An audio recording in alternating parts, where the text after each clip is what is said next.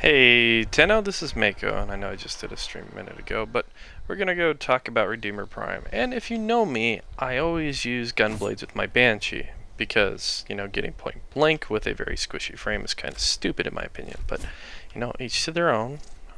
Not knocking anyone's playstyle, just saying, personally, I don't want to die. Now, I do use random builds here, so let me throw the augment I usually use back on here. Is Resonance. Now you may be thinking, why Resonance? Because I'm lazy about recasting her too. So we're just going to really show what the Redeemer Prime can do. So these enemies are not even out here yet.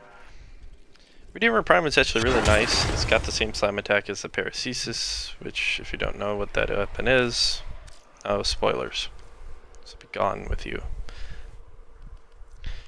Those of you watching this to actually learn something, we'll just do an example test. So hopefully I don't die doing this. Yay!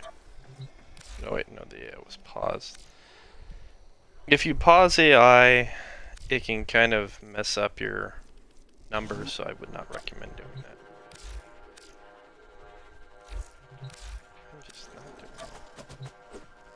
There we go. So I'm gonna make myself invincible so I don't get myself blown up, just so you can see how powerful the Redeemer Prime is. Now, you see all these people doing this Uber Redeemer Prime stuff, and you're like, oh look, one-shotting enemies. Well, the enemies are stealth. I mean, with Banshee, I've always had a lot of luck with it. I usually use Corrosive and Cold, because Cold is flat against all types, also procs slash. It shouldn't, but it does. It also it extends the duration of slash procs. Well, the Redeemer doesn't do slash for some unknown frickin' reason, even though, what's that? Slash is its higher damage number. Doesn't deal slash damage. Only does it on melee hit, physical hit. You cannot get it to do it. This is my Redeemer Riven I've had for a while. Yes, you may be like, oh no, it has negative 60% slash. Yeah, if I actually remove this, you can see it actually deals a pretty high amount of slash, but even with that, it doesn't deal slash damage, so I was like, well, that's kind of stupid. No Forma in this, mind you. Not a bit. Boop. So, we're gonna do, I think this is Corrosive build, so you can see what it does. Let's spawn another enemy. So people keep asking me, does it have a special ability other than that? Not really. That's useful. Don't get me wrong, that huge slam range is really nice.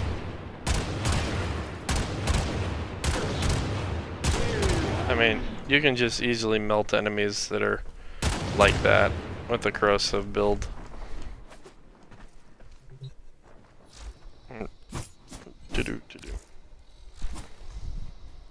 So this is, again, Corrosive build, and you're like, why just pure Corrosive? Well, Corrosive is flat against all damage types. Again, there are a few things that's not flat too, but the amount of damage it deals in comparison to other types is pretty nice overall, raw damage. I like this Radiation and Viral build, just personally. It does a little more damage, plus 100% status right off the bat.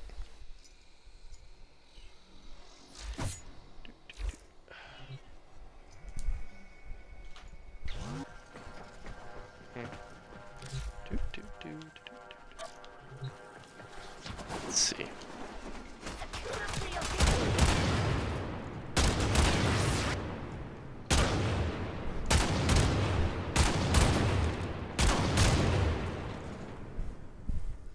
That's nice either way, honestly.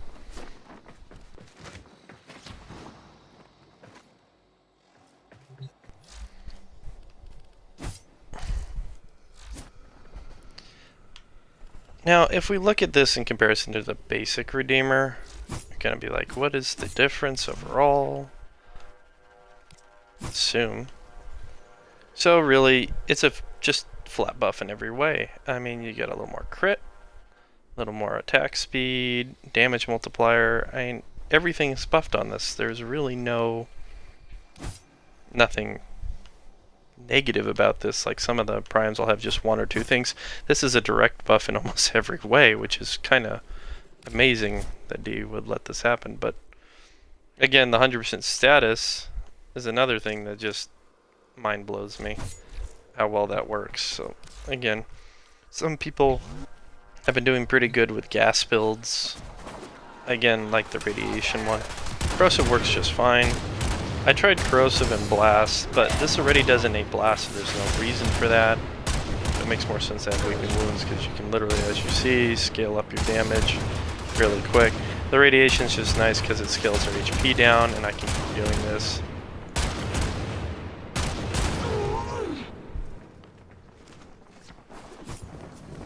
It's effectively useful as well as fun. So let's try this with another type. So these will be 2150s, and I will turn off invincibility, because why not?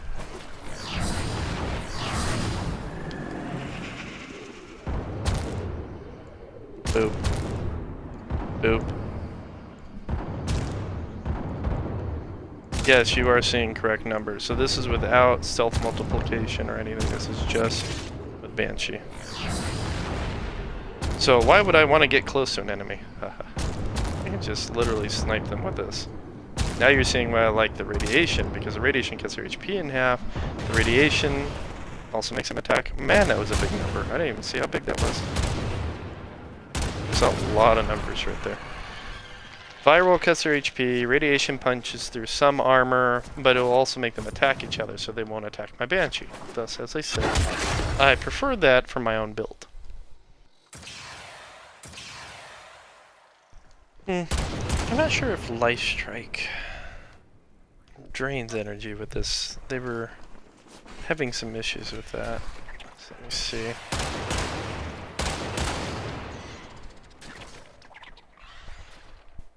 Honestly, I like how the Twitch thing is actually covering my energy. So I physically cannot see how much energy I have right now while streaming. The irony of this. It's not... Well, that's interesting. Do you notice it's triggering my rolling guard? Did I roll when I did that? Oh, wait. So, I'm a... Oh, cloak can get away. Okay, let's see. No, I must have done a mid-air roll. Oof. Okay, so now it didn't trigger rolling guard. I was actually kind of afraid if this is gonna trigger rolling guard while I was shooting it like this. I was kind of spooked.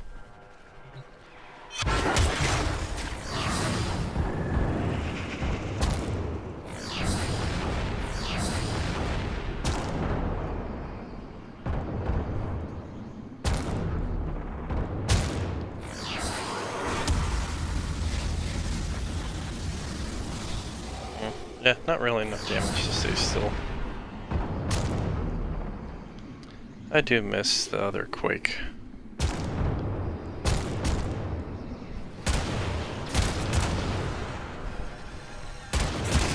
Some people like adaption, but I've actually been having more fun with the rolling guard because it keeps me alive. It's kind of like Excal casting this one. For a few seconds I'm invulnerable. It doesn't cost me energy, so it's effective.